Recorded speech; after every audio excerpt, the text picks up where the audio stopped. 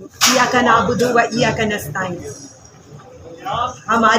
हमारा रोज़ का अदालतों में चक्कर लगाना, शहर शहर जाना, केसेस में पेश होना, सब अवाम के सामने है।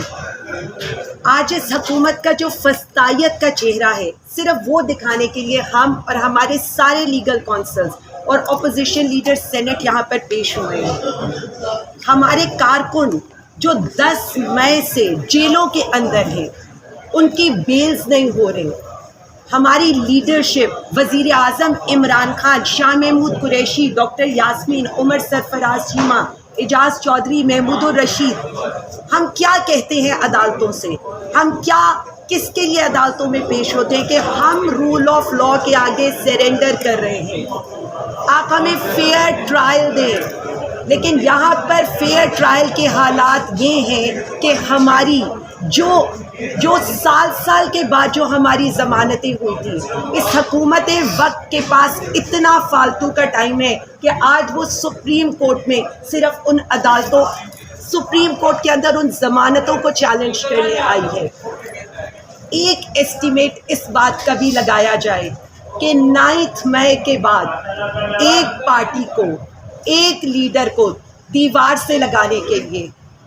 किस तरह से इस फस्तायत से भरी हुकूमत ने रेड किए, अवाम के टैक्स पेयर्स का पैसा किस तरह से उनके घरों पे रेड्स पर, हमें अदालतों में लाने ले जाने पर और इसी तरह की पिटिशंस करने पर और अवाम को दबाने पर इस्तेमाल हुआ, क्योंकि आपकी सारी तवज्जो सिर्फ तहरीक इंसाफ को, वज़ीर आज़म इमरान खान को और हम जैसे कारकुनों को दबाने के लिए है। चैम्पियंस ट्रॉफी से तो हम बाहर हो गए, लेकिन इस फस्तायत से भरी हुकूमत ने वुज़रा की आधी सेंचुरी कंप्लीट कर ली। इनके क्रेडिट पर अगर हम देखें तो आज सिर्फ ये है, वुज़रा की तादाद, पार्लियामेंटेरियंस की तनख्वाहों में इजाफा करना,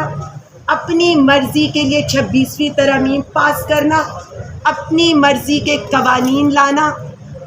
या उसके अलावा तहरीक इंसाफ और वज़ीर आज़म इमरान खान को दबाने की कोशिश करना। इस सारी चीज़ों के बावजूद और आप सबके ऊपर पीका एक्ट लेकर आना, आज जिस तरह की फस्तायत का मुकाबला 2 साल से तहरीक इंसाफ कर रही थी, अब हर तबका कर रहा है। और हम सिर्फ इतना कहना चाहते हैं कि हम तो सह रहे हैं, हंस के सह रहे हैं, मुस्कुरा के सह रहे हैं, इनकी तरह रोना पिटना डाल के नहीं कर रहे। उसके बावजूद भी हम सिर्फ इतना कहते हैं कि रूल ऑफ लॉ के लिए, पाकिस्तान में जमहूरियत बचाने के लिए, मुल्क में इस्तेहकाम लाने के लिए हमारा लीडर, हम सब खड़े रहेंगे, कोशिश करते रहेंगे। आप FIRs करें, आप जेलों में डालें, या आप हमें अदालतें फिराएं, हम इस चीज़ से पीछे नहीं हटेंगे। क्या किया कल आपने?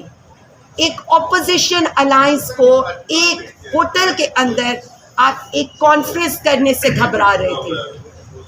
पंजाब के अंदर आप हमारे कन्वेंशंस करवाने से घबरा रहे हैं। जलसा तो मीनारे पाकिस्तान पे बड़ी दूर की बात है, लेकिन मैं आज, जैसे मैं हर जगह चैलेंज करती हूँ, एक सियासी वर्कर होने के नाते मैं ये चैलेंज करती हूँ इस मौजूदा हुकूमत को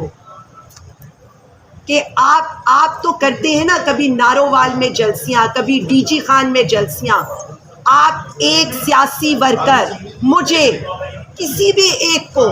सिर्फ मीनारे पाकिस्तान पर एक जलसा करने की इजाज़त दे दें, रास्ते खोल दें, अवाम पे रेड ना करें, तो हम आपको बताएंगे कि मीनारे पाकिस्तान क्या 10 ऐसी जगह हम आपको भर के दिखाएंगे, क्योंकि अवाम सिर्फ एक लीडर के साथ खड़ी है, जिसका नाम है वज़ीर आज़म इमरान खान। आप जिस हुकूमत पे कब्जा करके बैठे हैं ना, असल में उसका हकदार आपने जेल में बिठाया है, इसीलिए उसकी तस्वीर से डरते हैं, उसके नाम से डरते हैं, उसकी अदालत पेशियों से डरते हैं, उसकी फैमिली मीटिंग से डरते हैं। हमारी जेलें आपकी तरह 5 स्टार होटल्स नहीं थी, ہمیں تو جیل مینولز کے لحاظ سے بھی آپ لوگوں نے کوئی سہولیات نہیں دی تھی، اور آج بھی جو وزیر اعظم عمران خان کے ساتھ ہو رہا ہے، پولیٹیکل لیڈرشپ سے ملنے کی اجازت نہیں ہے، کتابوں کا ایکسیس نہیں ہے، ٹی وی کا ایکسیس نہیں ہے، اخبار کا ایکسیس نہیں ہے، اور جس طرح کے سیلز کے حالات ہیں اس کے باوجود بھی وہ ایک لیڈر مسکرا کر کہتا ہے کہ میں عوام کی حقیقی آزادی لیے بغیر نہیں آؤں گا۔ تو مان لے آپ ہار گئے ہیں، اور وہ وہاں کھڑا ہو کر مسکرا کر یہ کہہ رہا ہے کہ میں اپنے عوام کے حق کی جنگ جیت رہا ہوں۔ اور میں صرف اتنا کہوں گی کہ ہم اپنے لیڈر کے ساتھ ڈٹ کے کھڑے ہیں، کھڑے رہیں گے، اور ایک ہی لیڈر ہے جو اس ملک کو بچا سکتا ہے، وہ ہے وزیر اعظم عمران خان۔ پاکستان زندہ باد، عمران خان زندہ باد۔ کورٹ میں بنیادی طور پہ اپنے ورکرز کی کیس کے لیے آئے ہوئے ہیں، جس میں وہ ورکرز جو کہ 9 مئی کے الزام میں گرفتار ہیں اور 1 سال سے زیادہ کا عرصہ گزر گیا ہے اور ان کی ضمانتیں نہیں ہو رہی۔ دوسری طرف ہمارے 2 خواتین جن کو کہ ضمانت مل چکی ہے، حکومت اتنی ان سے گھبرائی ہوئی ہے کہ ان کی ضمانت کی کینسلیشن کے لیے وہ سپریم کورٹ آئی ہے۔ اس سے ظاہر ہوتا ہے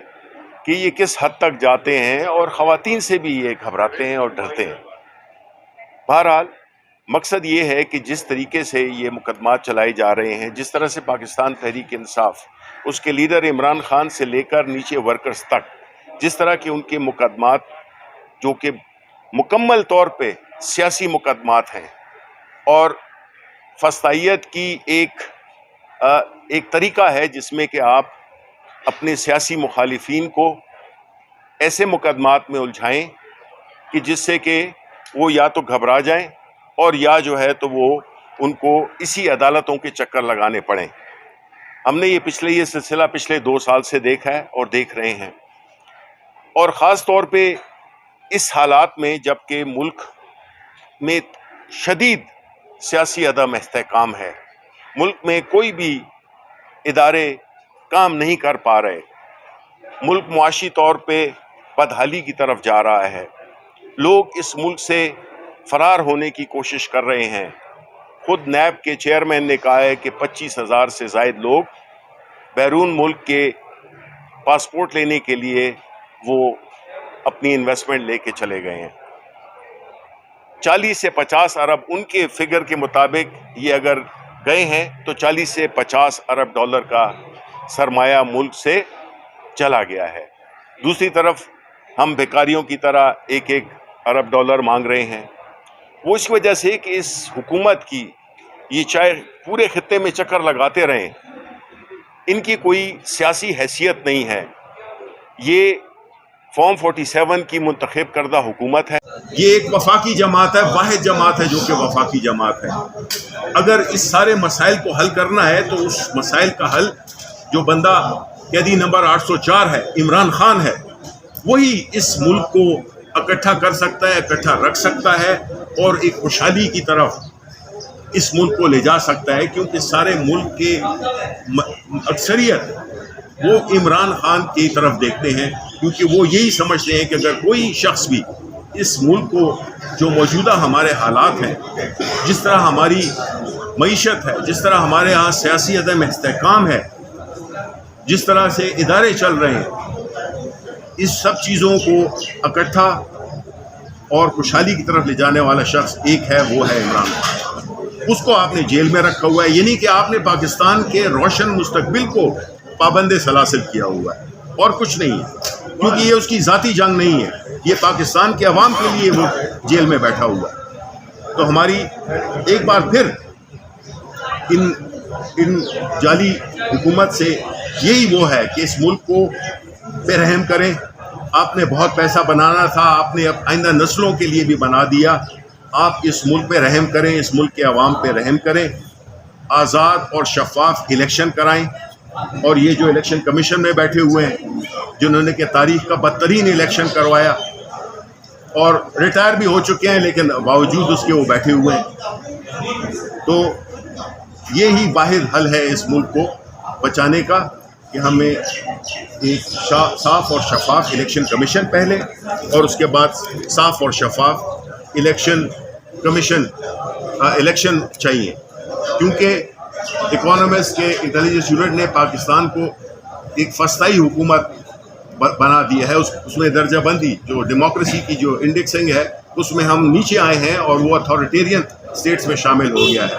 ایسے حالات میں اس ملک میں کون سرمایہ کاری کرے گا؟ اس ملک میں کون ٹورزم کرے گا؟